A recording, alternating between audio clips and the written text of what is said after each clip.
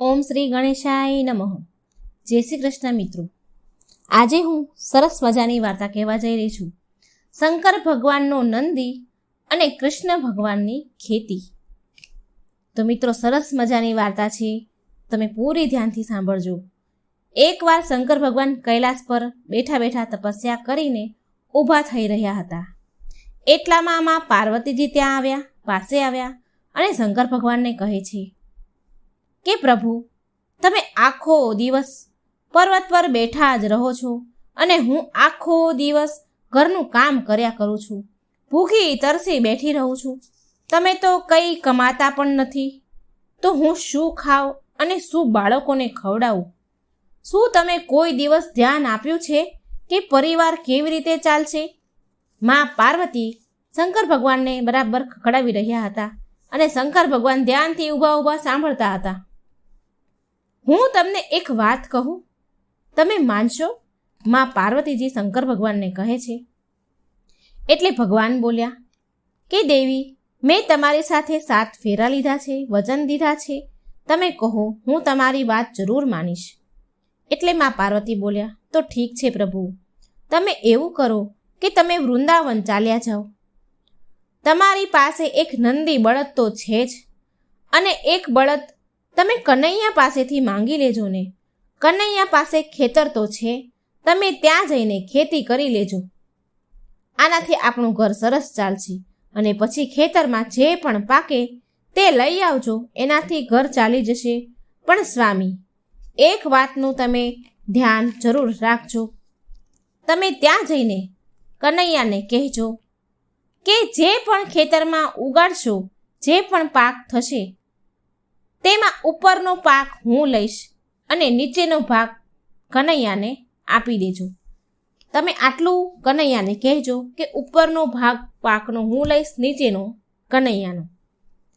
આ સાંભળી ભગવાન બોલ્યા, ઠીક છે દેવી પાર્વતી, હું હમણાં જ નંદીને લઈને વૃંદાવન જઉં છું. ત્યાર પછી શંકર ભગવાન નંદી બળદ પર બેસી ગયા અને કનૈયાને ઘરે જવા નીકળી ગયા વૃંદાવન. જતા જતા રસ્તામાં નંદી શંકર ભગવાનને કહે છે, પ્રભુ, આપણે જઈ તો રહ્યા છીએ વૃંદાવન કનૈયા પાસે, પણ પ્રભુ, કનૈયો બહુ ચાલાક છે, બહુ તેજ છે. એટલે શંકર ભગવાન બોલ્યા, કંઈ વાંધો નહીં નંદી, જે થશે ને તે જોયું જશે. મેં પાર્વતીજીને વચન આપ્યું છે કે હવે હું ખેતી કરીને જ પાછો આવીશ, જે પણ પાક ઉગશે તે હું લઈને જ આવીશ. અને પછી શંકર ભગવાન નંદીને લઈને નંદી સાથે વૃંદાવન કનૈયાના ઘરના દરવાજા પાસે પહોંચી ગયા. વૃંદાવન આવી ગયા અને દરવાજા પાસે ઊભા ઊભા શંખ વગાડવા લાગ્યા. શંખનો અવાજ સાંભળી શ્રી કૃષ્ણ ભગવાને દરવાજો ખોલ્યો અને જુએ છે કે તેમની સામે શંકર ભગવાન ઊભા છે. શ્રી કૃષ્ણ ભગવાન શંકર ભગવાનને પ્રણામ કરે છે અને બોલ્યા, હે ભોળાનાથ, તમે અહીં? આવો, પધારો, અંદર ઘરમાં આવો. પ્રભુ, તમારે અચાનક આવવાનું કેમ થયું? તમે મને સંદેશો મોકલી દીધો હોત તો હું તમને મળવા આવી જાત. એટલે શંકર ભગવાન બોલ્યા કે કનૈયા, મારે એક કામ છે જે માત્ર તમે જ કરી શકો છો અને મારે એના માટે અહીં જ આવવું પડ્યું. એટલે શ્રી કૃષ્ણ ભગવાન બોલ્યા, હા હા પ્રભુ, કહો, હું તમારી કેવી રીતે સહાયતા કરી શકું છું? એટલે શંકર ભગવાન બોલ્યા કે કનૈયા, મારે તમારા ખેતરમાં ખેતી કરવી છે. મારી પાસે એક બળદ તો છે, અને મને એક બળદ તમારો આપી દો અને મને તમારું ખેતી કરવા માટે આપો. આ વાત સાંભળી શંકર ભગવાનની વાત સાંભળી શ્રી કૃષ્ણ ભગવાને યશોદા માને બોલાવ્યા અને તેને પૂછે છે કે માં, તમારો શું વિચાર છે? શંકર ભગવાન આપણા ખેતરમાં ખેતી કરવા માંગે છે. એટલે યશોદા માં બોલ્યા, હા હા, કંઈ વાંધો નહીં, ઉપરથી તો સારી વાત છે અને આપણને પણ તૈયાર પાક મળી જશે, તૈયાર અનાજ મળી જશે. એટલે શંકર ભગવાન બોલ્યા કે મારી એક શરત છે કનૈયા, કે તમે મને ખેતરમાં જે પણ પાક ઉગાડવાનો કહેશો ને એ હું ઉગાડીશ, હું તેની ખેતી કરીશ. પણ જે ઉપરનો ભાગ હશે ને એ હું રાખીશ અને નીચેનો ભાગ હશે પાકનો એ તમારે રાખવાનો. તો એક શરતે હું ખેતી કરીશ. તમે કહો કનૈયા, શું ઉગાડું હું ખેતરમાં? આ સાંભળી કનૈયો કહે છે, ઠીક છે પ્રભુ, તમે એવું કરો, બટેકા વાવી દો. અને પછી શંકર ભગવાન કાનાનો એક બળદ લીધો અને નંદીને લઈને ખેતી કરવા ગયા અને કહેતા ગયા કનૈયાને કે હવે પાક ઉગી જશે ને, તૈયાર થઈ જશે ને, ત્યારે જ પાછો આવીશ. અને પછી ભગવાન ખેતી કરવા લાગ્યા.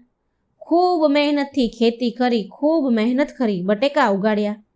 થોડા દિવસમાં ખેતરમાં પાક ઉગી ગયો, તૈયાર થઈ ગયો.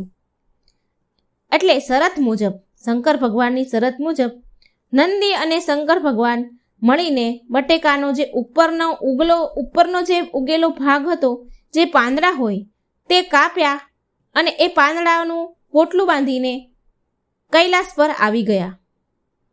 શંકર ભગવાને બહુ ખુશીથી મા પાર્વતીને તે પોટલું આપ્યું જે ખેતી કરીને તે લઈને આવ્યા હતા. હવે મા પાર્વતીએ એક પોટલું લીધું અને જ્યારે એ પોટલું ખોલ્યું અને જોયું તો તે મા પાર્વતી હેરાન રહી ગયા, ચોંકી ગયા. તે પોટલામાં તો માત્ર પાંદડા ને પાંદડા જ હતા. તો મા પાર્વતી બોલ્યા, પ્રભુ, તમે આ શું ઉઠાવીને લઈને આવ્યા છો? અને ખેતીનો પાક ઉગાડેલો ક્યાં છે? આ જે બટેકા આની આવે એ ક્યાં છે? ભગવાન બોલ્યા, પાર્વતીજી, તમે તો મને જેવું કીધું હતું મેં એવું જ કર્યું. તમે મને કીધું હતું કે ખેતીનો ઉપરનો ભાગ હોય તે આપણે રાખીશું અને નીચેનો ભાગ આપણે કનૈયાને આપીશું. તો ખેતીનો ઉપરનો ભાગ હું લઈને આવ્યો છું, બટેકા તો મેં કાનાને આપી દીધા. આ સાંભળીમાં પાર્વતી બોલ્યા કે પ્રભુ, હું એ કંઈ ન જાણું અને આ પાંદડાનું હું શું કરું? આ તો કંઈ કામના જ નથી. માં થોડા ગુસ્સે થયા અને કહ્યું, ફરી વાર પાછા જાઓ, ફરી બીજી ખેતી કરીને લાવો. પણ હવે પ્રભુ, એક વાતનું ધ્યાન રાખજો, આ વખતે તમે નીચેની ખેતીનો ભાગ લેશો અને ઉપરનો ભાગ કનૈયાને આપજો. મા પાર્વતી શંકર ભગવાનને થોડું ગુસ્સેથી બોલ્યા અને કહ્યું, ફરી જાઓ. હવે પાછા શંકર ભગવાન નંદીને લઈને પાછા વૃંદાવન જવા લાગ્યા. રસ્તામાં નંદી ભગવાનને સમજાવે છે, ભોળાનાથને કહે છે કે કાનો બહુ ચતુર છે પ્રભુ, તો તમે થોડા સાવધાન રહેજો. શંકર ભગવાન ફરી એ જ બોલ્યા કે જે થશે તે જોયું જશે, છે તો એ ભોળાનાથ આખીર. શંકર ભગવાન ફરી કનૈયાના ઘરે ગયા અને કહ્યું, કાના, મને તમારા બળદ અને ખેતર ફરી એકવાર જોઈએ છે ખેતી કરવા માટે. મારે ફરી એકવાર ખેતી કરવી છે, પણ આ વખતે મારી એક શરત છે કે હું જે પણ ઉગાડીશ, જે પણ ખેતી કરીશ, તે ઉપરનો ભાગ તમે રાખજો અને નીચેનો ભાગ હું લઈ જઈશ. તો આ શરતે મારે ખેતી કરવી છે. તો બોલો કાના, હવે હું ખેતરમાં શું ઉગાડું, શેની ખેતી કરું? શંકર ભગવાનની શરત માની અને કૃષ્ણ ભગવાન બોલ્યા કે ઠીક છે ભોળાનાથ, જેવું તમે ઈચ્છો તો તમે જાઓ, બાજરો ઉગાડી દો. હવે ભોળાનાથ તો ભોળા છે એટલે કૃષ્ણ ભગવાનના કહેવાથી શંકર ભગવાને બાજરો ખેતરમાં રોપી દીધો. બાજરો વાવ્યો, બાજરાની ખેતી કરી અને ખૂબ મહેનત કરી, દિવસ રાત મહેનત કરી. સારી રીતે ખેતીનો રખેવાળું કર્યું અને થોડા દિવસમાં બહુ સરસ બાજરો ઉગ્યો. હર્યો ભર્યો બાજરો ખેતરમાં થયો અને જ્યારે ઉગીને તૈયાર થઈ ગયો બાજરો, પછી બાજરીને કાપવાનો જ્યારે સમય થયો એટલે ઉપર બાજરીના જે ડુંડા હતા તે તોડ્યા કૃષ્ણ ભગવાને. કૃષ્ણ ભગવાન તૈયાર પાક થઈ ગયો એટલે ખેતરમાં આવ્યા અને ઉપરના બધા જ ડુંડા તોડીને લઈ ગયા. અને બાજરાના જે નીચેની ડાળીઓ હતી, જે ઠૂઠા હતા, તે શંકર ભગવાને તે બધા કાપી અને તેનું પોટલું બાંધ્યું અને લઈ આવ્યા. કૈલાસ પર તે પોટલું લઈને આવ્યા. કૈલાસમાં આવ્યા પછી શંકર ભગવાન તે પોટલું પાર્વતીજીને આપે છે અને મા પાર્વતીજી તે પોટલું હાથમાં લીધું અને અંદરથી તેમણે ખોલીને જોયું તો બાજરીનો જે નીચેની ડાળીઓ હતી તે હતી. ઉપરનો જે બાજરીના જે ડુંડા આવે તે તો કનૈયો લઈ ગયો. હવે આ જોઈ મા પાર્વતી ખૂબ ગુસ્સે થયા, લાલ પીળા થવા લાગ્યા. આ જોઈ મા પાર્વતી બોલ્યા, અરે રે રે રે રે પ્રભુ, તમે આ શું લઈને આવ્યા? આ તો ઘાસ ફૂસ છે, હું આનું શું કરીશ? આની ઉપરનો બાજરો ક્યાં છે? અરે પાર્વતીજી, શંકર ભગવાન કહે છે, અરે પાર્વતીજી, તમે તો મને એવું કહ્યું હતું ને કે આ વખતે નીચેની ખેતીનો ભાગ લાવજો અને ઉપરનો ભાગ કનૈયાને આપી દેજો. એટલે મેં એવું જ કર્યું. ઉપરનો ભાગ કનૈયો લઈ ગયો ને નીચેનો ભાગ હું લઈને આવ્યો. મા પાર્વતીજી બોલ્યા કે એ હું કંઈ ન જાણું. અરે, હું શું જમવાનું બનાવું અને શું બાળકોને જમાડું? તમે ફરી પાછા જાઓ વૃંદાવન અને ફરી ખેતી કરો અને કંઈક લઈને જાઓ. અને આ વખતે કનૈયાને કહી દેજો કે ઉપર અને નીચેનો બંનેનો ખેતીનો ભાગ હું લઈશ. જે પણ ઉગશે એ ઉપર નીચેનો બંનેનો ભાગ હું લઈ જઈશ. આ સાંભળી ભોળાનાથ બોલ્યા કે ઠીક છે પાર્વતીજી, જેવું તમે કહો તેમ હું કરીશ. હું ફરી જાઉં છું. હું ફરી જઈને ખેતી કરીશ.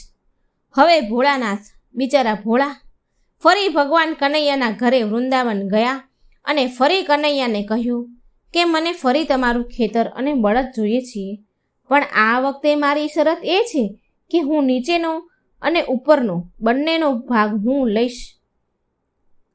કહો તમે મને, હું શેની ખેતી કરું? હું શું ખેતરમાં ઉગાડું? કૃષ્ણ ભગવાન તો ચાલાક. આ સાંભળે કૃષ્ણ ભગવાન બોલ્યા, ઠીક છે ભોળાનાથ, તમે આ વખતે એવું કરો, મકાઈ વાવી દો. મને તમારી શરત મંજૂર છે. તમે ઉપર અને નીચેનો જે પણ ખેતીનો ભાગ હોય એ તમે રાખી લેજો અને જે પણ કાંઈ વધશે તે હું લઈ લઈશ. પછી શંકર ભગવાન ખેતરમાં ગયા અને મકાઈ ઉગાડી. ખૂબ મહેનત કરી, દિવસ રાત સારી રીતે સંભાળ રાખી, ખૂબ મહેનત કરી અને થોડા સમયમાં તો મકાઈનો પાક સરસ મજાનો તૈયાર થયો. હર્યું ભર્યું મકાઈથી ખેતર થઈ ગયું. મકાઈ પૂરી રીતે તૈયાર થઈ ગઈ એટલે કૃષ્ણ ભગવાન અને યશોદામાં ખેતરમાં આવ્યા. જે વચ્ચેનો ભાગ હોય મકાઈનો તે તોડીને ઘરે લઈ ગયા અને ઉપર અને જે નીચેનો મકાઈનો જે ભાગ હોય તેનું ભગવાને પોટલું બાંધ્યું. ઉપરની મકાઈ બધી કાઢીને કૃષ્ણ ભગવાન લઈ ગયા. જે કંઈ વધ્યું એ શંકર ભગવાને લઈ લીધું, પોટલું બાંધ્યું. આ વખતે તો નંદી અને શંકર ભગવાન બહુ ખુશ જઈ રહ્યા હતા કે આ વખતે તો શંકર ભગવાન તો એવું વિચાર કરતા જતા હતા કે આ વખતે તો માતા પાર્વતી બહુ ખુશ થઈ જશે, કારણ કે ઉપર અને નીચેનો બંનેનો ભાગ હું લઈને આવ્યો છું. ખૂબ ખુશ થશે. ભગવાને ખેતીનું પોટલું મા પાર્વતીને આપ્યું. મા પાર્વતીએ તે પોટલું ખોલ્યું. તેવામાં તો મા પાર્વતી માથું પકડીને નીચે જમીન પર બેસી ગયા અને માથે હાથ દઈને બોલવા લાગ્યા, અરે રે રે રે રે પ્રભુ, તમે આ ઉપર અને નીચેનો ભાગ તો લઈને આવ્યા, પણ આમાં મકાઈ ક્યાં છે? પાર્વતીમાં કહે છે, ભગવાનને કહે છે. પાર્વતીમાં કહે છે કે પ્રભુ મકાઈ નથી, એ ક્યાં ગઈ? એટલે શંકર ભગવાન કહે છે, પાર્વતીજી, તમે તો કહ્યું હતું કે ઉપર અને નીચેનો ભાગ બંને લઈને આવજો. મેં કેટલી મહેનત કરી અને ખેતી કરી અને ઉપર અને નીચેનો બંનેનો ભાગ લઈને આવ્યો છું. અને હું તો ભોળો જેવું તમે કહ્યું એવું મેં કહ્યું. હજી ભગવાન બોલી જ રહ્યા હતા તેવામાં શ્રી કૃષ્ણ ભગવાન આવ્યા. જે શંકર ભગવાને ખેતી કરી હતી તે બધું લઈને પોટલું બાંધીને આવ્યા. મકાઈ, બાજરો, બટેકા બધું જ લઈને આવ્યા. ને શ્રી કૃષ્ણ ભગવાન કહે છે, મા પાર્વતી, ભોળાનાથ સાચું કહે છે. ભોળાનાથ તો બહુ ભોળા છે અને એટલે જ તો ભક્તો ભોળાનાથને ભોળા બાબા કહે છે, ભોલે બાબા કહે છે. ભોળાનાથ તો ભાવના ભૂખ્યા છે. પ્રેમથી તેમને જે પણ અર્પણ કરો તે ગ્રહણ કરી લે છે. તમને ધ્યાન છે કે ભોળાનાથ કેટલા ભોળા છે? તે ખૂબ દયનીય છે, ખૂબ દયાવાન છે. મા પાર્વતી ભોળાનાથે જે પણ ખેતી કરી છે તે હું લઈને આવ્યો છું. બટેકા, બાજરો, મકાઈ બધું જ લાવ્યો છું. આને સ્વીકાર કરો માં. મા પાર્વતી જુએ છે કે ભોળાનાથે તો બહુ સરસ ખેતી કરી છે. ખૂબ પુષ્કળ પ્રમાણમાં પ્રભુએ પાક ઉગાડ્યો હતો. બાજરો, મકાઈ અને બટેકા ઉગાડ્યા હતા. મા પાર્વતી તો જોઈને બહુ ખુશ થઈ ગયા, ખૂબ રાજી થયા. મા પાર્વતી ખુશ થઈને બોલ્યા કે હે પ્રભુ, કંઈ પણ કહો, પણ તમે અને નંદીએ બંનેએ કાનાના બળદને લઈને ખૂબ સારી ખેતી કરી છે. ધન્યવાદ પ્રભુ, તમને ધન્યવાદ. તો મિત્રો, આ હતી શંકર ભગવાનની ખેતી, શંકર ભગવાનનો નંદી અને કૃષ્ણ ભગવાનની ખેતી. ભગવાન શિવને 5 પુત્રીઓ હતી, જેનાથી માં પાર્વતી પણ હતા અજાણ. ઓમ નમઃ શિવાય. મિત્રો, આજે ખૂબ સરસ મજાની આપણે કથા સાંભળીશું. હિન્દુ પંચાંગમાં શ્રાવણ મહિનો ભગવાન શિવને સમર્પિત માનવામાં આવ્યો છે અને આ કારણથી ભગવાન શિવ આ મહિનાના અધિષ્ઠાતા દેવ છે. આ મહિનામાં ભગવાન ભોળાનાથ તેના પરિવાર સાથે પૃથ્વી પર આવે છે અને અહીંથી જ બ્રહ્માંડનું સંચાલન કરે છે. તમે બધા એ વાત તો જાણતા હશો કે ભગવાન શિવના પરિવારમાં ભગવાન શિવ, માતા પાર્વતી અને તેમના 2 પુત્ર ગણેશ અને કાર્તિકે છે. પણ શું તમે એ જાણો છો કે ભોળાનાથની 5 બીજી પુત્રીઓ પણ હતી, જેનો જન્મ અજાણતા થઈ ગયો હતો? જો નથી જાણતા તો આ વિડીયોને અંત સુધી જરૂર જુઓ. ભગવાન શિવના પુત્ર ગણેશ અને કાર્તિકી વિશે બધા જાણે છે, પણ તેમની 5 પુત્રીઓ વિશે બહુ ઓછા લોકોને ખબર છે. મધુ શ્રાવણની કથામાં ભગવાન શિવ અને માતા પાર્વતીની 5 પુત્રીનું વર્ણન મળી આવે છે. શિવ પુરાણમાં પણ તેમની પુત્રીઓનું વર્ણન છે. શિવ પુરાણ અનુસાર એકવાર મહાદેવ અને માતા પાર્વતી મનુષ્ય રૂપ ધારણ કરીને જંગલમાં ભ્રમણ કરી રહ્યા હતા. ત્યારે રસ્તામાં એક સુંદર સરોવર દેખાયું. આ સુંદર સરોવર જોઈને માતા પાર્વતીએ મહાદેવને એમાં જળ ક્રીડા કરવાનો આગ્રહ કર્યો. પછી મા પાર્વતી અને શિવજી સરોવરમાં પાણીમાં નહાવા લાગ્યા અને એ સમયે મા પાર્વતી અને ભગવાન શિવમાંથી એક તેજ પ્રગટ થયું. એ તેજ પ્રગટ થયું એટલે શિવજીએ એ તેજને એક પાંદમાં મૂકી અને સરોવરની પાળે મૂકી દીધું. જળમાં રહેલા એ પ્રકાશમય તેજના હિસાબે કારણે 5 કન્યાનો જન્મ થયો. મા પાર્વતી અને શિવજીના તેજના જે પાનમાં મૂક્યું હતું એમાંથી 5 કન્યા જન્મી. પરંતુ માતા પાર્વતી શિવજી સાથે હોવા છતાં પણ એમને આ વાતની જાણ ન થઈ. તેમને ખબર ન પડી કે એમની 5 કન્યાઓ ધરતી ઉપર જન્મ લીધો છે. મહાદેવ જાણતા હતા કે આ 5 સર્પ કન્યા એમની પુત્રી છે. ભોળાનાથ તેમની આ 5 પુત્રીને તેમની આંખોની સામે મોટી થતા જોવા માંગતા હતા અને તેની સાથે રહેવા માંગતા હતા, પણ મહાદેવ આમ કરી શકે તેમ ન હતા. અને ત્યાર પછી એ કારણથી જ રોજ મહાદેવ જંગલમાં સરોવરમાં જતા અને એમની 5 સર્પ કન્યા નાગ કન્યા સાથે રમતા હતા, સમય વિતાવતા હતા. હવે મહાદેવ આવું રોજ કરતા, રોજ તેની પુત્રીને મળવા જાય અને તેની સાથે રમવા જાય. હવે માતા પાર્વતી રોજ મહાદેવને સંતાઈને જતા જંગલમાં સરોવરમાં જતા જોતા અને માતા પાર્વતી મહાદેવ પર શંકા થઈ. બીજા દિવસે જ્યારે મહાદેવ બધાથી છુપાઈને એ જંગલના સરોવરમાં જવા નીકળ્યા ત્યારે માતા પાર્વતી પણ મહાદેવ પાછળ ગયા. પછી મા પાર્વતીએ જોયું કે મહાદેવ તે જંગલના સરોવરમાં 5 નાગ કન્યા સાથે રમી રહ્યા છે. તો મા પાર્વતીને બહુ ક્રોધ આવ્યો અને એ નાગ કન્યાને મારવાનું વિચાર્યું.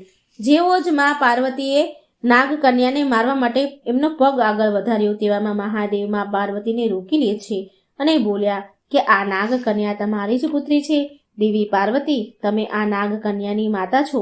આ સાંભળી મા પાર્વતીને બહુ આશ્ચર્ય થયું અને બોલ્યા કે આ નાગ કન્યા એમની પુત્રી કેવી રીતે હોઈ શકે? ત્યારે શિવજીએ માતા પાર્વતીને કહ્યું, નાગ કન્યાના જન્મ વિશે પૂરી વાત કહી. એ વાત સાંભળી મા પાર્વતીનો ક્રોધ શાંત થઈ ગયો અને હસ્યા. અને શિવજી માતા પાર્વતીને કહે છે કે આ નાગ કન્યાના નામ જયા, વિષહર, શામલીબારી, દેવ અને દૌતલી છે. ભગવાન કહે છે કે જો કોઈ પણ વ્યક્તિ મારી આ પુત્રીની શ્રાવણ મહિનામાં પૂજા કરશે અને તેને ક્યારેય સાપનો ડર નહીં સતાવે, એના પરિવારના લોકોને સાપથી કોઈ નુકસાન નહીં થાય ક્યારેય. આ કારણથી શ્રાવણ મહિનામાં નાગ કન્યાની પૂજા થાય છે. નાગ કન્યા સાપોની પૂજા થાય છે અને શ્રાવણ મહિનામાં સાપને આ કારણથી કોઈ મારતું પણ નથી. માટે કહેવાય છે સનાતન ધર્મમાં હર એક કારણ પાછળ એક કથા જરૂર હોય છે. મિત્રો, આ 5 પુત્રી સિવાય મહાદેવને બીજી 3 પુત્રીઓ પણ હતી. આનું વર્ણન શિવ પુરાણમાં મળી આવે છે. એક અશોક સુંદરી, બીજી જ્યોતિ અને ત્રીજી મનસા. દેવી પાર્વતીએ તેનું એકલાપણું દૂર કરવા માટે એક પુત્રીનો તેમને સહારો જોતો હતો. માટે તેમણે મહાદેવની મોટી દીકરી અશોક સુંદરીને જન્મ દીધો અશોક સુંદરીમાં પાર્વતી સમાન ખૂબ સુંદર હતી, માટે તેના નામ સાથે સુંદરી જોડવામાં આવ્યું અને અશોક નામ એટલે આપ્યું કે પાર્વતીનો શોક દૂર કરવા માટે આવી હતી. મહાદેવની બીજી પુત્રનું નામ હતું જ્યોતિ. એમના જન્મથી જોડાયેલી બે કથા છે. પહેલી કથા અનુસાર જ્યોતિનો જન્મ શિવજીના તેજથી થયો હતો અને તે તેમના પ્રભામંડળનું સ્વરૂપ છે. બીજી કથા અનુસાર જ્યોતિના જન્મ માતા પાર્વતીના માથામાંથી નીકળેલા તેજથી થયો હતો. દેવી જ્યોતિનું બીજું નામ જ્વાલામુખી પણ છે અને તમિલનાડુના કેટલાય મંદિરમાં તેની પૂજા થાય છે. ભોળાનાથની ત્રીજી પુત્રીનું નામ હતું મનસા. મનસાનો જન્મ પણ કાર્તિકેયની જેમ પાર્વતીજીના ગર્ભમાંથી નથી થયો. પુરાણો અનુસાર મનસાનો જન્મ ત્યારે થયો જ્યારે ભગવાન શિવ શંકર એક સુંદર યોગીનું રૂપ ધારણ કરીને પૃથ્વી પર વિચરણ કરી રહ્યા હતા. ત્યારે તેમનું સુંદર રૂપ જોઈને કપડાં ધોતી એક ગામની સ્ત્રી તેના પર મોહિત થઈ ગઈ અને શિવજીને તેના વશમાં કરવા માટે ભગવાન શિવના જ બનાવેલા વશીકરણ મંત્રનો ઉપયોગ કરવા લાગી. ત્યારે ભગવાન શિવ તેમના બનેલા મંત્રની માંગ રાખવા માટે વશીકરણ પાસમાં બંધાઈ ગયા. ત્યારે એ બંનેના સંબંધથી જે કન્યા ઉત્પન્ન થઈ તે મનસા દેવીના નામથી પ્રસિદ્ધ થયા. આ કથા અનુસાર મનસા દેવીનું અડધું અંગ દેવી અને અડધું અંગ મનુષ્યનું છે. તો આવી રીતે મનસા દેવીનો જન્મ શિવ અને માતા પાર્વતીના અંશથી થયો. મનસા દેવી જ્યારે ભગવાન શિવ અને માતા પાર્વતી પાસે આવ્યા તો ભગવાન શિવના ગળામાં લટકેલા નાગરાજ વાસુકીએ ભગવાન શંકરને પ્રાર્થના કરી અને કહ્યું કે મનસા દેવીને નાગલોકમાં મોકલી દો, કેમ કે વિશ્વના પ્રમુખ અષ્ટનાગોની કોઈ બહેન નથી. ત્યારે ભગવાન શિવે તેમના ભક્ત વાસુકીની વાત માનીને મનસા દેવીને નાગલોકનું સામ્રાજ્ય પ્રદાન કર્યું. આવી રીતે મનસા દેવી સમસ્ત નાગ જાતિની બહેન અને પુત્રી માનવામાં આવે છે. આ પ્રકારે તેને સમસ્ત નાગ જાતિના આધીન માનવામાં આવે છે. તો મિત્રો, આ હતી શિવ અને માતા પાર્વતીની પુત્રીઓની જન્મકથા. કેદારનાથને જાગૃત મહાદેવ કેમ કહેવાય છે? આની પાછળનું રહસ્ય શું છે? તો મિત્રો, આ એક આપણે કથાના માધ્યમથી જાણીશું. મિત્રો, જો વિડીયો સારો લાગે તો લાઈક કરજો, શેર કરજો, આ ચેનલને સબસ્ક્રાઇબ જરૂર કરજો. શેર એટલા માટે કરવાની કે બીજાને પણ આ રહસ્ય સમજમાં આવે, ભગવાનની કથા સાંભળવા મળે અને એમને ભગવાન પ્રત્યેની શ્રદ્ધા અને ભક્તિ વધે, જેના કારણે આપણને પુણ્ય ફળ મળે. તો મિત્રો, માટે વાર્તા સારી લાગે તો શેર જરૂર કરજો. ઓમ નમઃ શિવાય. શિવ શક્તિની જય. હર હર મહાદેવ. એકવાર એક શિવ ભક્ત તેના ગામથી કેદારનાથ ધામને યાત્રા કરવા નીકળ્યો હતો. પહેલાના સમયમાં તો બસ, ગાડી કે કોઈ સાધનની સુવિધા તો હતી નહીં, એટલે તે વ્યક્તિ ચાલતા ચાલતા યાત્રા કરવા માટે નીકળી ગયો. રસ્તામાં જે પણ મળે તેને કેદારનાથ ધામનો રસ્તો પૂછતા પૂછતા આગળ વધે અને મનમાં ભગવાન શંકરનું નામ જાપ કરતા રહે. ઓમ નમઃ શિવાય, ઓમ નમઃ શિવાયનું નામ જાપ કરે અને આગળનો રસ્તો કાપે. ભગવાનનું ધ્યાન કરતા કરતા કેદારનાથની યાત્રા કરવા જાય છે. ચાલતા ચાલતા તેને મહિનાઓ જતા રહ્યા. કેટલાય મહિનાઓ વીતી ગયા અને પછી કેટલાય મહિનાના અંતે તે કેદારનાથ ધામ પહોંચી જ ગયો. હવે કેદારનાથમાં મંદિરના દ્વાર 6 મહિના જ ખુલે છે અને 6 મહિના બંધ થઈ જાય છે. તે માણસ તે સમયે પહોંચે છે જે સમયે મંદિરના દ્વાર બંધ થઈ જવાના હતા. પંડિતજી દ્વાર બંધ કરી જ રહ્યા હતા હજી, અને આ માણસ પહોંચ્યો. હવે તે માણસ પંડિતજીને, બ્રાહ્મણને વિનંતી કરે છે. કહે છે કે એ બહુ દૂરથી આવ્યો છે, કેટલાય મહિનાથી ચાલીને યાત્રા કરીને અહીં સુધી પહોંચ્યો છું. તેણે પંડિતજીને ઘણી પ્રાર્થના કરી કે કૃપા કરીને મંદિરના દરવાજા ખોલો, એકવાર પ્રભુના દર્શન કરવા દો. પણ ત્યાંનો તો નિયમ જ છે કે એકવાર દરવાજો બંધ થઈ ગયો તો પછી બંધ. નિયમ તો નિયમ જ હોય. પણ બ્રાહ્મણજી, એ પંડિત બ્રાહ્મણ વ્યક્તિ માન્યા નહીં, કારણ કે નિયમ તો તૂટે નહીં. ત્યાંના જે પૂજારી હોય, જે કેદારનાથ મંદિરના, એ માન્યા નહીં. આ વ્યક્તિએ ઘણી વિનંતી કરી પણ દ્વાર એમણે ખોલ્યા નહીં. તે માણસ બહુ જ રડ્યો. વારંવાર ભગવાન શંકરને યાદ કરતો રહ્યો કે હે પ્રભુ, બસ એકવાર દર્શન કરાવી દો. તે બધાને પ્રાર્થના કરી રહ્યો હતો, પણ કોઈએ પણ તેની વાત સાંભળી નહીં. હવે એ બ્રાહ્મણ બોલ્યા, પૂજારીજી બોલ્યા કે હવે તું અહીં 6 મહિના પછી જ આવજે. હવે 6 મહિના પછી જ અહીંના દરવાજા ખુલશે. ત્યાંના પૂજારીજીએ આ વ્યક્તિને આવું કહ્યું. અહીં 6 મહિના બરફ અને ઠંડી બહુ પડે છે. આટલું કહી પંડિતજી અને બીજા બધા જે ત્યાંના સેવકો હોય, બીજા બધા હોય તે ત્યાંથી ચાલ્યા ગયા. ત્યાં કોઈ પણ ન રહ્યું.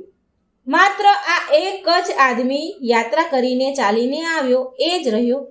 રડતા રડતા ત્યાં તેને રાત પડી ગઈ. ચારે બાજુ અંધારું થઈ ગયું. પણ તે વ્યક્તિને ભગવાન પર વિશ્વાસ હતો, ભરોસો હતો કે શંકર ભગવાન તેના પર કૃપા જરૂર કરશે. એ સમયે તેને બહુ તરસ અને ભૂખ પણ લાગી હતી, કારણ કે ઘણા સમયથી એ ચાલતો હતો. બહુ તરસ અને ભૂખ હતી એને. એટલામાં ત્યાં તેને કોઈના આવવાનો અવાજ સંભળાયો. રાત પડી હતી, ઘનઘોર અંધારું હતું, તો એને કોઈ આવતું હોય તો કોઈના પગલાંનો અવાજ સંભળાયો. તેણે જોયું કે કોઈ સંન્યાસી સાધુ મહારાજ તેની પાસે આવી રહ્યા છે. સાધુ મહારાજ તેની પાસે આવ્યા અને બેસી ગયા. તે સાધુ મહારાજે તેને પૂછ્યું કે બેટા, તું ક્યાંથી આવ્યો છે? અહીં કેમ બેઠો છે? એટલે તે વ્યક્તિએ બધી જ વાત કરી કે સાધુ મહારાજ, હું ચાલતા ચાલતા કેટલાય મહિનાથી કેદારનાથ ભોળાનાથની યાત્રા કરવા માટે આવ્યો છું. ભોળાનાથની યાત્રા કરતો આવ્યો છું અને અહીં પહોંચ્યો તો અહીંના મંદિરના દરવાજા બંધ થઈ ગયા. હવે અહીંના દરવાજા 6 મહિના પછી જ ખુલશે. મહારાજ, મારા અહીં આવવાનું વ્યર્થ થઈ ગયું. મારી ચાલીને આવવાની યાત્રા નિષ્ફળ ગઈ. મને શિવજીના દર્શન ન થયા. આમ તે ગદગદ અવાજથી રડતો બોલતો હતો. રડતા રડતા આંખોમાંથી તો આંસુડાની ધારા વહેતી હતી અને બોલતો હતો. એટલે તે સાધુ મહારાજ તે વ્યક્તિને સમજાવે છે અને ખાવા પીવાનું આપ્યું. અને પછી બહુ વાર સુધી તે સાધુ મહારાજ સાથે વાતો કરી. તે વ્યક્તિએ અને તે સાધુ મહારાજે બેએ વાતો કરી. તે સાધુ મહારાજને તેના પર દયા આવી ગઈ અને તે બોલ્યા કે બેટા, મને લાગે છે કે સવારે મંદિર જરૂર ખુલશે. તું દર્શન જરૂર કરીશ. અને વાતોમાં જ જાણે તેને ક્યારે ઊંઘ આવી ગઈ તે વ્યક્તિને. સવારે સૂર્યના કિરણોનો પ્રકાશ સાથે તે ભક્તની આંખ ખુલી. તેણે અહીં ત્યાં ચારેય બાજુ જોયું તો તે સાધુ મહારાજને શોધ્યા, પણ તે સાધુ મહારાજ ક્યાંય દેખાયા નહીં જે એને રાત્રે મળ્યા હતા. અને કંઈ પણ એને સમજમાં આવ્યું નહીં. અને કંઈ સમજમાં આવે ને તે પહેલાં એણે એવું જોયું કે જે મંદિરના પૂજારીજી હતા તે તેની પૂરી મંડળી સાથે મંદિર તરફ આવી રહ્યા હતા. હવે તેણે એ પૂજારીજીને પ્રણામ કર્યા અને ભક્ત બોલ્યો, તે યાત્રા કરવા વાળો વ્યક્તિ બોલ્યો કે બ્રાહ્મણદેવ, પૂજારીજી, તમે તો કાલે મને એવું કહ્યું હતું ને કે મંદિરના દરવાજા 6 મહિના સુધી નહીં ખુલે અને આ 6 મહિના વચ્ચે કોઈ નહીં આવે, પણ તમે તો સવારે જ આવી ગયા. હજી કાલે સાંજે તમે દ્વાર બંધ કર્યા અને આજ સવારે પાછા આવી ગયા. આ સાંભળીને બ્રાહ્મણને એ પૂજારીજીને તો ઝટકો લાગ્યો. તે પૂજારીજી તે આદમીને ધ્યાનથી જોવે છે, ટગર નીરખીને જોવે છે અને તેને ઓળખવાની કોશિશ કરે છે. અને પછી પૂછ્યું કે તું એ જ વ્યક્તિ છે ને જે મંદિરના દરવાજા બંધ થયા પછી આવ્યો હતો અને મને મળ્યો હતો? મને વારંવાર દરવાજો ખોલવા માટે તું કગરી રહ્યો હતો. તું એ જ વ્યક્તિ છે ને? અરે, તું 6 મહિના થતા પાછો કેવી રીતે આવી ગયો? એટલે બ્રાહ્મણની તે મંદિરના પૂજારીની વાત સાંભળીને તે આદમી આશ્ચર્યથી બોલ્યો કે અરે પૂજારીજી, હું કાલે જ આવ્યો હતો અને હું કાલે અહીંથી ક્યાંય ગયો જ નથી. હું જ્યારે તમને મળ્યો હતો ત્યારનો હું અહીં જ બેઠો છું. હું કાલે જ આવ્યો હતો. તમે કાલે જ મંદિરના દરવાજા બંધ કર્યા હતા અને હું કાલનો અહીં જ બેઠો છું. અને તમે મને કાલે જ મળ્યા હતા અને રાતમાં હું અહીં જ સૂઈ ગયો હતો. હું ક્યાંય નથી ગયો. પૂજારીજી, આ સાંભળીને પૂજારીજીને આશ્ચર્યનું ઠેકાણું ન રહ્યું. તે પૂજારીજી બોલ્યા, પંડિતજી બોલ્યા, પણ હું તો 6 મહિના પહેલા મંદિર બંધ કરીને ગયો હતો અને આજે 6 મહિના પછી આવ્યો છું. તું અહીં 6 મહિના સુધી જીવતો કેવી રીતે રહી શકે? પૂજારીજીને તો ઘડીક ચક્રમ થઈ ગયું, એને તો કંઈ સમજમાં આવ્યું નહીં. પૂજારીજી અને આખી મંડળી હેરાન હતી. આટલી બધી ઠંડી અને બરફમાં એકલો આદમી કેવી રીતે જીવતો રહી શકે? ત્યારે તે વ્યક્તિ બ્રાહ્મણ પૂજારીજીને કહે છે કે જે સંન્યાસી સાધુ મહારાજના મળવાની વાત કહે છે, કે જે તેને રાતે મળ્યા હતા, જેણે ખાવા પીવા દીધું હતું, એ ભક્ત સાધુ મહારાજની વાત આ પૂજારીજીને કહે છે. અને જે પણ તે રાતે સાધુ મહારાજ સાથે જે વાતો કરી તે બધું જ એમને સંભળાવ્યું. તે ભક્ત કહે છે કે એક સંન્યાસી સાધુ મહારાજ આવ્યા હતા. બહુ લાંબા હતા, મોટી મોટી જટાઓ હતી, એક હાથમાં ત્રિશૂળ અને એક હાથમાં ડમરું હતું. મૃગ શાળ પહેરી હતી. આ વાત સાંભળી અને બ્રાહ્મણજી જે પૂજારી તે ભક્તના ચરણોમાં પડી ગયા. તે પૂજારીજી એમને ચરણોમાં વંદન કરવા લાગ્યા.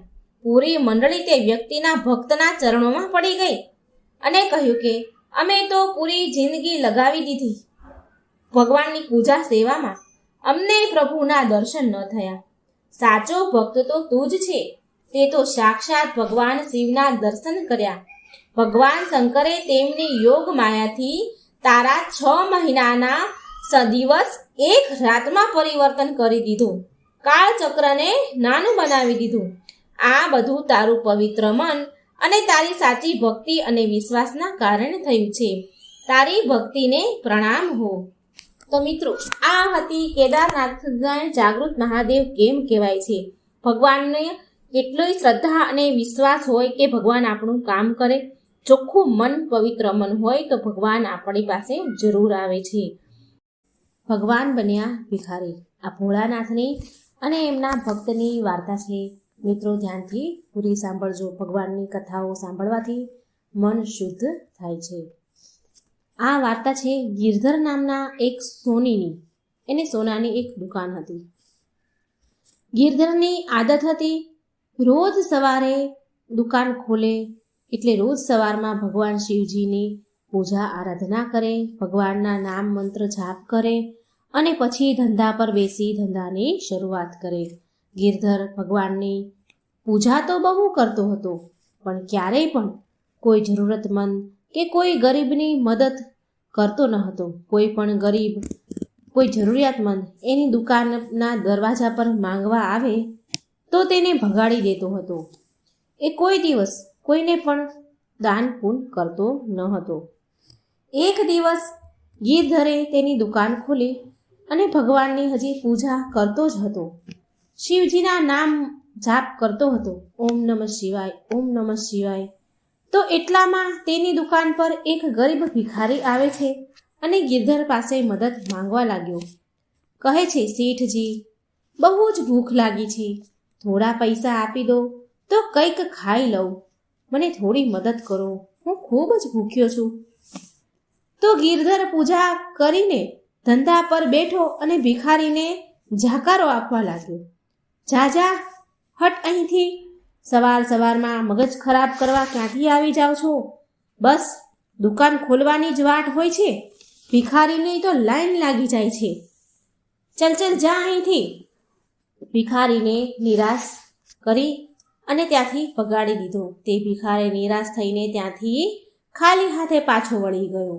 એટલામાં તેની દુકાન પર એક ગિરધરનો મિત્ર આવ્યો અને તે કહેવા લાગ્યો, શું વાત છે ગિરધર, તું આટલો બધો ગુસ્સામાં કેમ છે? એટલે ગિરધર બોલ્યો કે શું કરું, હું કંટાળી ગયો છું કે દુકાન ખોલી નથી અને ભિખારીઓની લાઈન લાગી જાય છે, માંગવાવાળા આવી જાય છે, બજારમાં હરેક સમયે ભિખારી ફર્યા કરે છે, હેરાન પરેશાન થઈ ગયો છું હું તો. ગિરધરનો મિત્ર બોલ્યો, સારું છોડ, ચાલ એક કપ ચા પીવડાવ મને. ગિરધર બોલ્યો, હા હમણાં જ મંગાવું છું ચા. અને ગિરધર તેના કારીગરને ચા લાવવાનું કહે છે અને એના મિત્ર માટે ચા મંગાવે છે. હવે અહીં ભગવાન શિવ તો કૈલાસ પર બેઠા બેઠા બધું જોઈ રહ્યા છે. ભગવાન શિવ તો બહુ ભોળા ભલા છે. એ એમના ભક્તનો હાથ કેવી રીતે છોડે? તે તો ભક્તને કોઈ ખોટા રસ્તે નથી જવા દેતા. ભગવાન શિવ કૈલાસ પર બેઠા બેઠા બધું જ જોઈ રહ્યા હતા. એટલે પાર્વતીજી બોલ્યા, શું થયું સ્વામી? તમે મનમાં કેમ હસી રહ્યા છો? એટલે ભગવાન શિવ બોલ્યા કે દેવી પાર્વતી, તમે જુઓ, પેલો મારો ભક્ત ગિરધર મારી પૂજા પાઠ બહુ કરે છે. બહુ મનથી મારી સેવા કરે છે, પૂજા કરે છે. પણ એ ગિરધર એ નથી જાણતો કે મારી અસલ સેવા પૂજા તો ગરીબોની સહાયતા કરવાની જ છે. ગરીબોની સહાયતા કરે એ જ મારી અસલ સેવા છે. કેમ કે ધરતીના પ્રત્યેક પ્રાણીમાં મારો વાસ છે. હમણાં થોડી વાર પહેલા જ એક ભિખારી, એક જરૂરતમંદ ભૂખ્યો ભિખારી તેના દરવાજે આવ્યો અને ખાલી હાથે પાછો કાઢી મૂક્યો એને. એટલામાં પાર્વતીજી બોલ્યા, હે પ્રભુ, તો પછી તમારે તમારા ભક્તને સાચો માર્ગ તો બતાવવો જ પડશે, સાચા માર્ગે એને લાવવો જ પડશે. એટલે શિવજી બોલ્યા, હા હા દેવી, કે દેવી પાર્વતી, હું ગિરધરના દ્વાર પર જરૂર જઈશ. હવે એ તો ગિરધરને જોવાનું કે એ મને ઓળખી શકે છે કે નહીં. પછી ભગવાન શિવે એક અત્યંત દુઃખી ભિખારીનો વેશ ધારણ કર્યો અને ગિરધરના દરવાજા પર પહોંચ્યા. ગિરધરે તો તે સમયે ભગવાન શિવજીની પૂજા કરી રહ્યો હતો. હજી એને એની દુકાન ખોલી જ હતી અને દુકાન ખોલતાની સાથે ભગવાનની સેવા પૂજા કરી જ રહ્યો હતો. ભગવાનના મંત્ર જાપ કરી રહ્યો હતો અને પ્રાર્થના કરતો હતો કે હે મહાદેવ, હું તમારી રોજ સાચા મનથી પૂજા કરું છું, હંમેશા તમારું નામ લેતો રહું છું, તો પણ તમે મને દર્શન કેમ નથી આપતા? હે પ્રભુ, મારી મનથી ઈચ્છા છે કે પ્રભુ તમે મને દર્શન આપો. હું તમારા દર્શન કરવા માંગુ છું. ઓમ નમઃ શિવાય, ઓમ નમઃ શિવાય, ઓમ નમઃ શિવાય એમ કરી અને હજી ગિરધર પૂજા કરી રહ્યો હતો. એટલામાં ભિખારી બનેલા ભગવાન શિવ દ્વાર પર આવી ગયા અને બોલ્યા કે બેટા, આજ સવારથી મેં કંઈ જ ખાધું નથી, થોડી મદદ કરી દે, કંઈક ખાવાનું આપી દે, થોડા પૈસા આપી દે તો હું કંઈક ખાઈ લઉં. એવામાં ગિરધર બોલ્યો, લ્યો, ફરી એક માંગવાવાળો આવી ગયો. અરે, હું તો બહુ હેરાન થઈ ગયો છું, શાંતિથી થોડી વાર પૂજા પણ નથી કરી શકતો. જેવી દુકાન ખોલી નથી ને માંગવાવાળા આવી ગયા નથી. માંગવાવાળા ભિખારીઓ આવીને ઊભા જ રહી જાય છે. ચાલ ચાલ જા અહીંથી, સવારમાં મગજ ના ખરાબ કર મારું. એમ કહીને ફરી ભગવાનના નામ જપ કરવા લાગ્યો. ઓમ નમઃ શિવાય, ઓમ નમઃ શિવાય. એટલે ભિખારી બનેલા ભગવાન બોલ્યા કે તું મને તો ખાલી હાથે પાછો કાઢે છે, પણ જો ભગવાન શિવ સ્વયં તારા દરવાજે આવી ગયા તો તું શું એને પણ ખાલી હાથે પાછા કાઢીશ? એટલે ગિરધર બોલ્યો કે અરે, ભગવાન શિવ આવી રીતે ન આવે. જ્યારે ભગવાન શિવ મારા દરવાજે મારી દુકાને આવશે એને તો ત્યારે મારી દુકાન તેના રૂપ અને તેના તેજથી ચમકવા લાગશે. ભગવાન શિવનું રૂપ બહુ સુંદર છે, સાક્ષાત મહાકાળ છે ભગવાન શિવ. ભગવાન શિવ અને તારામાં બહુ જ અંતર છે. તું છે એક ભિખારી અને એ છે પૂરી સૃષ્ટિને ચલાવનાર ભગવાન શિવ. જો મને એના દર્શન થશે તો હું એમની ખૂબ સેવા કરીશ. એટલે ભિખારી બનેલા ભગવાન બોલ્યા કે જો હું એમ કહું કે મારી અંદર પણ એમનો જ વાસ છે, દુનિયાના પ્રત્યેક પ્રાણીમાં એમનો વાસ છે, તો શું પછી પણ તું મને કંઈ નહીં આપે? ગિરધર બોલ્યો કે અરે, શું ગાંડો થઈ ગયો છે તું? ભગવાન શિવ તારા જેવા તુચ્છ ભિખારીની અંદર વાસ કરશે? અરે બિલકુલ નહીં, હું એ વાત તો માનું જ નહીં. તારે ભીખ જોઈએ છીએ ને માટે તું આટલી મોટી મોટી વાતો કરી રહ્યો છે. ભગવાન શિવ આવી રીતે દર્શન નથી આપતા. એ શું ભિખારી બનીને મારા દ્વાર પર આવશે? અરે ના ના, એ તો ખૂબ સુંદર રૂપમાં મને દર્શન આપશે. શું જાણે પણ છે તું કે ભગવાન શિવ કેવા દેખાય છે? તને ખબર પણ છે કઈ? એટલે ભિખારી બનેલા ભગવાન બોલ્યા કે કેવા દેખાય છે? ક્યાંક આવા તો નથી દેખાતા ને? આમ કહીને ભગવાને તેના અસલ સ્વરૂપમાં આવી ગયા. ભગવાન તેના મૂળ સ્વરૂપમાં આવ્યા અને એટલામાં એટલું બધું તેજ થયું, એટલું બધું પ્રકાશ ફેલાયો કે ભગવાનનું તેજ એટલું બધું હતું કે ગિરધર તેને સરખી રીતે જોઈ પણ નહોતો શકતો. ગિરધર તો મહાદેવનું રૂપ જોઈને ચોંકી ગયો અને હાથ જોડીને હે મહાદેવ કરીને માફી માંગવા લાગ્યો. હે મહાદેવ, તમે મારા દરવાજે આવ્યા અને હું તમને ઓળખી પણ ન શક્યો. મને ક્ષમા કરો પ્રભુ. ગિરધર ખૂબ પછતાયો અને રડવા લાગ્યો. ભગવાન બોલ્યા કે ગિરધર, તું મારો પરમ ભક્ત છે, માટે મારે તને દર્શન આપવા તો આવવાનું જ હતું. પણ એટલું યાદ રાખજે ગિરધર કે હું બધા જ પ્રાણીઓમાં વાસ કરું છું. મારું અનંત સ્વરૂપ બધા જ પ્રાણીઓમાં વિદ્યમાન છે. માટે બધા જ વ્યક્તિઓનો આદર કર. ભૂખ્યાને ભોજન ખવડાવ, તરસ્યાને પાણી પીવડાવ, દાન પુણ્ય કર. પશુ પક્ષી અને જાનવરોને પણ કોઈ કષ્ટ ન પહોંચાડવું, એમને હેરાન ન કરવા. સદાય બીજાનું ભલું કર, ત્યારે જ તારી પૂજાનું ફળ તને મળશે. મેં ભિખારીનો વેશ એટલા માટે ધારણ કર્યો હતો કે જેનાથી હું તને સાચો માર્ગ બતાવી શકું. આટલું સાંભળી ગિરધર તો બહુ રડવા લાગ્યો. ભગવાનની માફી માંગીને કહેવા લાગ્યો કે ભગવાન, હવે હું આવું ક્યારેય નહીં કરું. મારા દરવાજેથી ક્યારેય કોઈ ખાલી હાથે પાછો નહીં જાય. પ્રભુ, હે શિવજી, હું તમને વચન આપું છું, મને તમારા દર્શન થઈ ગયા, મારું જીવન ધન્ય થઈ ગયું. હે શિવ શંકર, સદાય તમારી જય જયકાર કરીશ હું. જય ભોલે શંકર. તે દિવસ પછીથી ગિરધરના દરવાજા પરથી ક્યારેય કોઈ ખાલી હાથે પાછું ન ગયું. તો મિત્રો, આ વાર્તામાંથી આપણને શિક્ષા મળે છે કે આપણે આપણા સામર્થ્ય અનુસાર, આપણી શક્તિ અનુસાર નિર્ધર અને જરૂરતમંદ લોકોની જરૂર મદદ કરવી જોઈએ. આજે આપણે ભગવાન શિવના ભક્તની કથા સાંભળીશું. ભીલ અને ભીલડીની આ કથા છે, શિવ કથા છે, અત્યંત પવિત્ર કથા. પૂરા મનથી સાંભળજો. જ્યાં પ્રેમ છે ત્યાં જ ભક્તિ છે, જ્યાં શિવ છે ત્યાં શક્તિ છે. ઓમ સર્વમંગલ માંગલ્યે શ્રીવે સર્વાણી સાધિકે શરણ્ય ત્રંબકે ગૌરી નારાયણી નમસ્તુતે.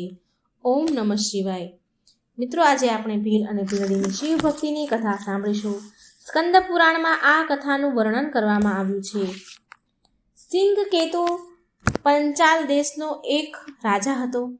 રાજા બહુ મોટો શિવ ભક્ત હતો. શિવ આરાધના અને શિકાર કરવો એ બે વસ્તુ એને બહુ પસંદ હતી. એ શિકાર કરવા માટે રોજ શિકારની રમત રમવા માટે જંગલમાં જતો હતો. એક દિવસ સિંહકેતુએ એક મંદિર જોયું, પણ તે શિકારની શોધમાં હતો તો તે આગળ વધી ગયો. પણ ત્યાં એક ભીલ હતો. એ ભીલે ધ્યાનથી જોયું તો એક શિવ મંદિર હતું. મંદિરની અંદર વેલાની લતાઓથી, ડાળીઓના પાંદડાઓથી ઢંકાયેલું એક શિવલિંગ હતું. તે ભીલનું નામ હતું ચંડ. સિંહકેતુના સાનિધ્ય અને એના રાજ્યમાં રહેવાથી એ પણ ધાર્મિક પ્રવૃત્તિનો હતો. ચબૂતરા ઉપર સ્થાપિત શિવલિંગને જોકે તે લગભગ જમીનથી અલગ જ થઈ ગયું હતું, ઉખડી ગયેલું હતું થોડું ઘણું, અને એ ભીલે તેને પછી ઉખાડીને એને લઈ લીધું. અને ચંડ રાજાને કહે છે કે હે મહારાજ, આ જંગલમાં નિર્જન સ્થાન પર આ શિવલિંગ પડ્યું હતું. જો તમે આજ્ઞા આપો તો હું આને રાખી લઉં. કૃપા કરી મને આ શિવલિંગની પૂજા વિધિ પણ કહી દો, જેથી હું રોજ આ શિવલિંગની પૂજા કરીને પુણ્ય કમાવી શકું. રાજાએ કહ્યું કે હે ચંડભીલ, રોજ આ શિવલિંગને નવડાવીને આના ઉપર ફૂલ, બીલીપત્રો શણગાર કરજે. ફૂલ અને બીલીપત્રથી શણગારજે આ શિવલિંગને. અક્ષત ને મીઠા ફળ ચડાવજે. જય ભોલે શંકર બોલીને પૂજા કરજે. અને ત્યાર પછી આ શિવલિંગને ધૂપ દીવા કરજે. રાજાએ થોડી મજાકના ભાવમાં એવું પણ કહ્યું કે આ શિવલિંગને ચિતાની ભસ્મ જરૂર ચડાવજે. એ ભસ્મ તાજી ચિતાની જ રાખવી જોઈએ, એ તાજી ચિતાની જ રાખ હોવી જોઈએ, એ વાતનું તો તું ધ્યાન ખાસ રાખજે. પછી ભોગ લગાવજે અને વાજા વગાડીને ખૂબ નાચજે ગાજજે. રાજા તો તે જંગલમાંથી આટલું કહીને ફરી ચાલ્યો ગયો. પણ તે ભીલે તે જંગલમાં જ તે રહેતો હતો. તેણે તેના ઘરે જઈને તેને જેમ સમજણ પડી, જેવી તેની બુદ્ધિ ચાલી, તે પ્રમાણે તેણે એક સારી જગ્યા પર, ચોખ્ખી જગ્યા પર શિવલિંગની સ્થાપના કરી અને રોજ તેને પૂજા કરવાનો નિયમ બનાવી લીધો. ભીલડી માટે આ વાત નવી હતી, કારણ કે તેણે તો ક્યારેય પૂજા પાઠ જોયા જ ન હતા. ભીલની આવી રીતે પૂજા કરવાથી એવા સંસ્કાર જાગ્યા કે થોડા દિવસ બાદ તો તે પોતે, ભીલડી તો પૂજા કરતી ન હતી, પણ ભીલની સહાયતા, તેના પતિની સહાયતા જરૂર કરતી, સહાયતા કરવા લાગી. થોડા દિવસ વીત્યા તો ભીલની પૂજામાં તે રસ ધરાવા લાગી. તેને, એ ભીલડીને પૂજા પસંદ આવવા લાગી. એને આ બધું ગમવા લાગ્યું. એક દિવસ ભીલ પૂજા કરવા બેઠો હતો તો તેણે જોયું કે બધી જ પૂજાની સામગ્રી હાજર છે, પણ એને એવું લાગે છે કે ચિતાની ભસ્મ લાવવાનું તો ભૂલી જ ગયો. તો તે ભાગતો ભાગતો જંગલની બહાર સ્મશાન ગયો. આશ્ચર્ય હતું આજે કે ભીલને કે આજે તો કોઈ ચિતાની સળગતી જ નથી, કોઈ ચિતાની રાખ જ નથી. એ સ્મશાન ગયો પણ તેને રાખ ન મળી. પાછલી રાતે સળગેલી ચિતાનું પણ કોઈ નામ નિશાન ન હતું. જો કે તે પાછલી રાતની પણ રાખ લઈ શકે. જો કે તે આગલી રાતે જ, પાછલી રાતે જ તે ત્યાંથી સ્મશાનમાંથી તાજી ચિતાની રાખ લઈ ગયો હતો. પણ અત્યારે સવારે એને કોઈ ચિતાની રાખનું એને નામ નિશાન ન મળ્યું. એની ચિતાની રાખ જ ન મળી. હવે તે પાછો ભાગતો ભાગતો ઘરે આવ્યો. તેણે ભસ્મનો ડબ્બો ખોલ્યો, જેમાં તે ભસ્મ રાખતો હતો ચિતાની. એ નાનો ડબ્બો ખોલ્યો તો એ ડબ્બામાં પણ ચિતાની રાખ હતી નહીં. એક ચપટી પણ ભગવાનને ચડાવાય એટલી પણ રાખ નહીં. હવે તેને ચિંતા થવા લાગી, હું પૂજા કેવી રીતે કરીશ? નિરાશ થઈ ગયો. તેણે તેની ભીલડીને બોલાવી, જેણે બધી તૈયારી કરી હતી પૂજાની. એને વાત કરી કે ભસ્મની જે રાખ, ચિતાની જે ભસ્મ હોય એ તો છે જ નહીં. હવે પૂજા કેવી રીતે કરું? તેની પત્ની બોલી કે આજે ભસ્મ વગર જ પૂજા કરી લો ને, બાકી બધું તો તૈયાર જ છે સામગ્રી. ભીલ કહે છે, ના હો, રાજાએ કહ્યું છે કે ચિતાની ભસ્મ તો બહુ જરૂરી છે, એ મળી નથી તો હવે હું શું કરું? ભીલ બહુ ચિંતા કરતો બેઠો હતો. ભીલે ભીલડીને કહ્યું, જો આજે હું પૂજા નહીં કરું ને તો હું જીવતો નહીં રહું. મારું મન બહુ દુઃખી છે અને મને બહુ ચિંતા થાય છે કે ભસ્મ વગર પૂજા થશે નહીં. મારાથી આ જોવાતું નથી, મારાથી આ દુઃખ સહન નહીં થાય, હું મરી જઈશ. ભીલડીએ ભીલને આમ દુઃખી થતા, ખૂબ દુઃખી હતો, એટલે દુઃખી થતા જોઈને ભીલડીએ ઉપાય બતાવ્યો કે આ ઘર બહુ જૂનું થઈ ગયું છે, હું આને સળગાવી દઉં આ ઘરને, અને હું આમાં સળગતા ઘરમાં બેસી જાઉં. પછી તમે પૂજા કરવા માટે મારા સળગી ગયા પછી પૂજા કરવા માટે જે મારી સળગી ગયા પછી રાખ બની હોય એ રાખ, એ ભસ્મનો ઉપયોગ તમે તમારી પૂજામાં કરી લેજો. ભીલે એ વાત માની નહીં. ભીલે ના પાડી. બહુ વિવાદ થયો બંને વચ્ચે આ વાત પર. પણ ભીલડી બોલી કે હું મારા પતિદેવ અને દેવોના દેવ મહાદેવના કામ આવવાનો આ અવસર તો નહીં જ છોડું, મેં નહીં આવો અવસર જવા દઉં. ભીલડીની જીદ કરવાથી ભીલ માની ગયો. પછી ભીલડીએ સ્નાન કર્યું અને ઘરમાં આગ લગાવી અને ઘરની 3 વાર પરિક્રમા કરી અને ભગવાન ભોળાનાથનું ધ્યાન કર્યું અને ભોલાનાથનું નામ લઈ સળગતા ઘરમાં એ અંદર પ્રવેશી ગઈ. થોડી વારમાં જ શિવ ભક્તિમાં તે ભીલડી બળીને ભસ્મ થઈ ગઈ. ભીલે તેની પત્ની ભીલડીને ભસ્મ લીધી. તેની પત્ની બળી ગઈ તો એની ભસ્મ લીધી. બહુ સારી રીતે તેમણે ભગવાન ભોળાનાથની પૂજા કરી. તે ભીલે બહુ સારી રીતે પૂજા સંપન્ન કરી.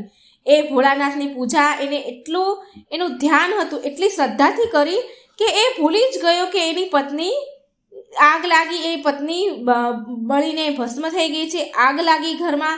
આ બધું જ એના મનમાં એ ભૂલી ગયો. બહુ શ્રદ્ધાથી ભાવથી એને પૂજા કરી. શિવ ભક્તિમાં ઘર સહિત ઘરવાળીને ખોઈ બેસવાનું ભીલને જરાય દુઃખ નહોતું. ભીલના મનમાં જરાય દુઃખ નહીં. સુખપૂર્વક પૂજા કર્યા બાદ તેણે ભગવાનને ચડાવેલો પ્રસાદ લેવા માટે ભીલે ભીલડીને બોલાવી, બૂમ પાડી, કારણ કે એ તો બધું ભૂલી જ ગયો હતો. એટલો મસ્તાન હતો ભગવાનની પૂજામાં. એણે ભગવાનનો પ્રસાદ લેવા માટે ભીલડીને બૂમ પાડી. ક્ષણભરમાં બળી જનારા ઘરમાંથી ભીલડીને તેણે આવતા જોઈ. જ્યારે ભીલડી એની પત્ની પાસે આવી તો ભીલે તેની પત્નીને જોયું તો એની પત્ની અને ઘરને સળગવાની વાત એને યાદ આવી ગઈ. તો ભીલ તરત જ બોલી ઉઠ્યો, અરે આ કેવી રીતે થયું? તું કેવી રીતે આવી આ ઘરને પાછું આવી ગઈ અને તું કેવી રીતે પાછી આવી ગઈ? તું તો સળગી ગઈ હતી ને. તારા ભસ્મની રાખથી તો મેં ભગવાનની પૂજા કરી, ઘર પણ સળગી ગયું હતું, તો તું અને ઘર સહી સલામત બંને કેવી રીતે? પછી ભીલડી બોલી કે જ્યારે હું સળગતા અગ્નિમાં હું ઘરમાં ગઈ તો મને એવું લાગ્યું કે જાણે હું પાણીમાં પ્રવેશ કરી રહી હોય અને મને તરત જ ઊંઘ આવી રહી હોય. મને એવું લાગ્યું ને તરત જ હું ઊંઘી ગઈ અને જાગ્યા પછી મેં જોયું કે હું ઘરમાં જ છું અને તમે મને પ્રસાદ લેવા માટે બોલાવી રહ્યા છો. એ બંને હજી આવી રીતે વાત કરી જ રહ્યા હતા. એવામાં તો આકાશમાંથી અચાનક એક વિમાન ઉતર્યું. તેમાં ભગવાન શિવના 4 ગણો હતા અને તેમણે તેના હાથેથી એ વિમાનમાં એ ગણોએ ભીલ અને ભીલડીને બેસાડ્યા. ગણોનો હાથ અડતા જ ભીલડીના શરીર દિવ્ય બની ગયા અને બંનેએ શિવ મહિમાનું ગુણગાન ગાયો અને અત્યંત શ્રદ્ધાથી ભગવાનના આરાધનાનું ફળ ભોગવતા શિવલોક ગયા.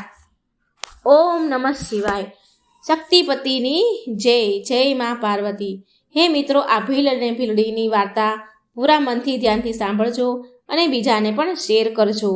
ભગવાન ભોળાનાથનું નામ કમેન્ટ બોક્સમાં જરૂર લખજો. મારી ચેનલને સબસ્ક્રાઈબ જરૂર કરજો. જય શ્રી કૃષ્ણ. રાધે રાધે. Thank you. માં પાર્વતીજી ચાલ્યા પીર રિસાઈને. સરસ મજાની શંકર પાર્વતીની નોકઝોકની વાર્તા છે. તો મિત્રો, આ વાર્તાને પૂરા ધ્યાનથી, આ કથાને પૂરા ધ્યાનથી સાંભળજો અને વિડીયો સારો લાગે તો લાઈક કરજો અને શેર કરજો. મારી આ ચેનલને સબસ્ક્રાઈબ પણ જરૂર કરી દેજો. ઓમ નમઃ શિવાય. શિવ શક્તિની જય. એકવાર માતા પાર્વતીજી બહુ ક્રોધમાં હતા અને ભગવાન શિવજીના આવવાની વાટ જોઈને બેઠા હતા. સાંજ થતાં ભગવાન શિવ આવ્યા અને શિવજીએ માતા પાર્વતીને ગુસ્સામાં જોયા. એટલે શિવજી બોલ્યા, શું વાત છે દેવી પાર્વતી? તમે તો બહુ ક્રોધમાં હોય એવું લાગી રહ્યું છે કંઈ? મા પાર્વતી બોલ્યા, ક્રોધ ન કરું તો બીજું શું કરું? સ્વામી, તમે તો તપસ્યામાં અને બીજા અન્ય કાર્યોમાં એટલા બધા વ્યસ્ત રહેવા લાગ્યા છો કે તમે તો મારી તરફ ધ્યાન આપવાનું બિલકુલ બંધ કરી દીધું છે. તમે તો મારી તરફ ધ્યાન આપતા જ નથી ને કાંઈ. જાઓ, મારે તમારી સાથે વાત નથી કરવી. શિવજી બોલ્યા, અરે અરે દેવી પાર્વતી, આટલો બધો ક્રોધ? શું કરું દેવી? બહુ બધા કામ હતા જેને કરવામાં આટલો બધો સમય લાગી ગયો. તો મા પાર્વતી બોલ્યા કે સ્વામી, તમે મારી સાથે વિવાહ કર્યા છે, તમારે મને પણ સમય આપવો જોઈએ. મને તમે બિલકુલ સમય જ નથી આપતા ને. તમને ખબર છે ને કે મેં પ્રાતઃકાળે સવારે તમને શું કહ્યું હતું કે તમે મને ભ્રમણ કરવા માટે લઈ જશો, પણ તમે એ વચન પૂરું ન કર્યું. આજ નહીં, પણ હું તમને પાછળના ઘણા દિવસોથી આ વાત કહી રહી છું કે મારે ભ્રમણ કરવા જવું છે. ભગવાન શિવ બોલ્યા, સારું, ઠીક છે, કાલે તો સવારે મારે બહુ જરૂરી કાર્ય પૂરા કરવાના છે, પણ ત્યાર પછી આપણે ભ્રમણ કરવા માટે જઈ શકીશું. સારું, ચાલો, કંઈ નહીં. ખાવાનું બન્યું હોય તો આપો ને. કાંઈ ખાવાનું બનાવ્યું હોય તો મને આપો ને. બહુ જોરમાં ભૂખ લાગી છે. શિવજી બોલ્યા. પછી મા પાર્વતી કહે છે કે મને ખબર જ હતી કે વાત ફરીને ઘુમાવી ફેરવીને કાલ અને પરમ દિવસ પર આવી જશે. કાલે લઈ જઈશ, પરમ દિવસે લઈ જઈશ. હું તો બસ ચોકામાં જ વ્યસ્ત રહ્યા કરું છું. ચોકા જ કર્યા કરીશ. તમે મને ક્યારેય ફરવા નથી લઈ જવાના અને આ વાત હું બહુ સારી રીતે જાણું છું. હવે હું કંઈ ખાવા પીવાનું બનાવવાની નથી. હું ચાલી મારા પિયર. હું મારા પિયર જઉં છું. તમે જાતે બનાવો ખાવાનું અને જાતે ખાઓ. જ્યારે તમને મારી પરવાહ નથી તો હું શું કામ તમારી પરવાહ કરું? ગણેશ અને કાર્તિકેયનું પણ જોડે જોડે ખાવા બનાવી નાખજો, ભોજન બનાવી લેજો, એટલે તમને ખબર તો પડે ને કે તમને મારી કેટલી કિંમત વર્તાય છે એ તો હું જોઉં. શિવજી બોલ્યા, શું પાર્વતી, તમે પિયર જઈ રહ્યા છો? અરે પાર્વતી, આવું ન કરો. તમે જાણો છો ને કે તમારા વિના હું કેટલો અધૂરો છું. હું આ બધું રસોઈ, ચૂલા ચોકા, ઘર ગૃહસ્થી કેવી રીતે સંભાળીશ? આ બધી મારા વશની વાત નથી. આ બધું મારાથી ન થાય. અરે પાર્વતી, સાંભળો ને, સાચું, ચાલે આપણે જઈશું. કાલે આપણે ભ્રમણ કરવા માટે જઈશું. હું તમને ફરવા લઈ જઈશ. આવી રીતે રિસાઈને ન જાઓ. મા પાર્વતી બોલ્યા, નહીં નહીં, હવે તો હું પિયર જાવ જ છું. થોડા દિવસો પછી જ પાછી આવીશ. માતા પાર્વતી તો બહુ નારાજ હતા, બહુ દુઃખી થઈને રિસાઈ ગયા હતા. હવે ભગવાન શિવજી વિચારે છે કે હવે તો પાર્વતીજી થોડા દિવસો પછી જ આવશે. મા પાર્વતી તો ગયા પિયર. એનું કપડાનું પોટલું લીધું અને પિયર ચાલ્યા ગયા. અને ભગવાન શિવજી વિચારે કે હવે તો પાર્વતી કીધું છે, પાર્વતીજીએ બહુ ગુસ્સામાં કીધું છે, માટે હવે થોડા દિવસો પછી જ આવશે. જ્યારે એમનો ગુસ્સો શાંત થશે, એનો ક્રોધ શાંત થઈ જશે, ત્યારે આવી જશે. પણ ક્યારે પાછા આવશે તે નથી ખબર. પછી મા પાર્વતી પિયર ચાલ્યા જાય છે. હવે ઘરની અને બાળકોની બધી જ જવાબદારી ભગવાન શિવ પર આવી ગઈ. થોડી વાર પછી ગણેશજી અને કાર્તિકજી આવ્યા અને બોલ્યા કે અમને બહુ ભૂખ લાગી છે પિતાજી, બહુ જોરમાં ભૂખ લાગી છે. જલ્દી જલ્દી અમને ભોજન આપો ને પિતાજી. ગણપતિજી બોલ્યા, પિતાજી, ભૂખના કારણે મારા પેટમાં દુખવા લાગ્યું છે. કાર્તિકેયજી બોલ્યા, પિતાજી, મને પણ બહુ ભૂખ લાગી છે, જલ્દી જલ્દી ખાવા આપો. શિવજી બોલ્યા, હા હા, આપું છું બેટા. અને શિવજી નંદીને કહે છે, નંદી, જરા મારી મદદ કરો ને. મેં રોટલી તો બનાવી દીધી છે, બસ તમે ખાલી બાળકોને પીરસવામાં મદદ કરો. નંદીજી બોલ્યા, સારું પ્રભુ. નંદીજીએ ભોજન પીરસ્યું કાર્તિકીજીને અને ગણપતિજીને. તો ગણપતિજી જેવું મોઢામાં મૂક્યું તો ગણપતિજી બોલ્યા, પિતાજી, આ બટેકાનું શાક છે કે પાણીનું શાક છે? આમાં બટેકા તો દેખાતા જ નથી, શાકમાં તો પાણી પાણી જ દેખાય છે. શિવજી બોલ્યા, ના ના, મેં બટેકાનું શાક બનાવ્યું છે, ખાઈને તો જુઓ, બહુ સ્વાદિષ્ટ બન્યું છે. કાર્તિકીજી બોલ્યા, હે પિતાજી, રોટલી તો બળેલી છે, કેટલી બધી રોટલી બળેલી છે, એક પણ રોટલી એવી નથી કે જેને અમે ખાઈ શકીએ. તમે બધી જ રોટલી બાળી નાખી છે પિતાજી. પછી ગણપતિજી બોલ્યા, કાર્તિકીજીને કહે છે કે ભાઈ, આપણે માતાની ગેરહાજરીમાં, માતાની અનુપસ્થિતિમાં આવું જ ભોજન ખાવું પડશે. જ્યાં સુધી માતા પાછા નહીં આવે ત્યાં સુધી આપણે આવું જ ખાવું પડશે. પછી નંદીજી ખાવા બેઠા અને બોલ્યા, પ્રભુ, શાકમાં તો મીઠું બહુ વધારે પડી ગયું છે. એટલે શિવજી ખીજાયા કે નંદી, જેવું બન્યું છે ને તેવું ચૂપચાપ ખાઈ લો. હું એમ પણ બહુ ચિંતામાં છું, હેરાન છું. આ બધા કામ સાચે જ પાર્વતી જ આટલી સરળતાથી કેવી રીતે સંભાળી લે છે, મને તો એ હજી પણ ન સમજાયું. મારા માટે આ ઘરના કામ કરવા એ બહુ મુશ્કેલ છે. આ તો એક ગૃહિણી જ કરી શકે. મને પાર્વતીજીની કમી બહુ વર્તાવા લાગી છે. થોડી વાર પછી ગણપતિજી અને કાર્તિકેયજી રમવા માટે જાય છે અને આ તરફ શિવજી બહુ હેરાન પરેશાન હતા. તેમને માતા પાર્વતીની બહુ યાદ આવી રહી હતી, માટે તેમને ક્યાંય મન લાગી ન રહ્યું હતું. દૈત્યોને જ્યારે આ વાતની ખબર પડી કે શિવજી કૈલાસ પર્વત પર બિલકુલ એકલા છે, તો પછી એ કૈલાસ પર આક્રમણ કરવા માટે વિચારવા લાગ્યા.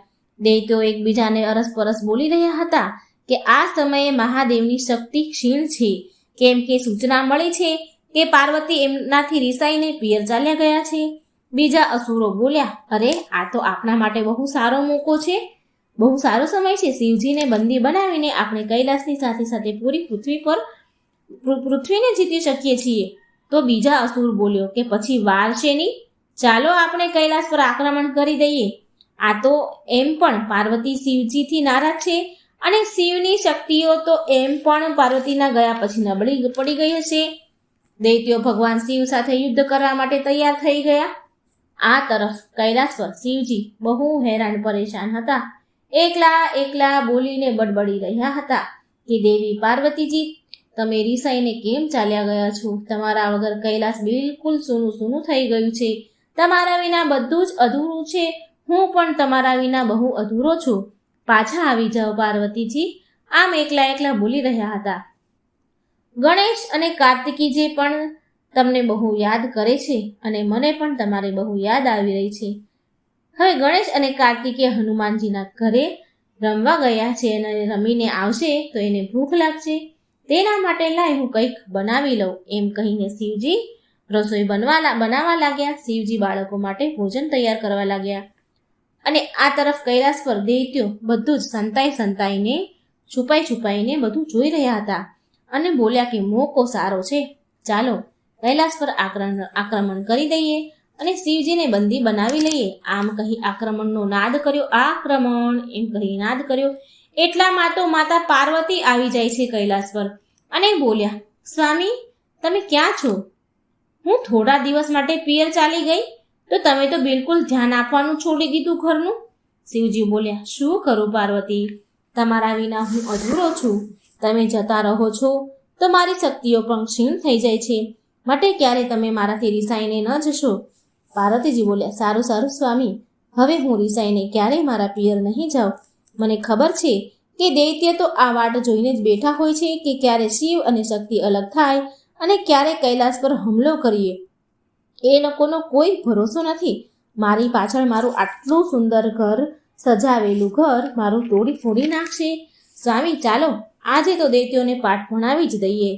દૈત્યોને ખબર પડી કે મા પાર્વતી આવી ગયા તો ભાગો ભાગો, આ તો અમને મારી નાખશે એમ કહીને ભાગ્યા. માતા પાર્વતી અને ભગવાન શિવને એક સાથે જોઈને ગભરાઈ ગયા અને ભાગી ગયા દૈત્યો. પછી મા પાર્વતી જોર જોરથી હસવા લાગ્યા અને મા પાર્વતીની હસતા જોઈને શિવજી પણ જોર જોરથી હસવા લાગ્યા અને શિવ પાર્વતીને હસતા જોઈને સમસ્ત ગણો પણ હસવા લાગ્યા. માતા પાર્વતીજીને પાછા આવતા જોઈ બધા બહુ ખુશ થઈ ગયા.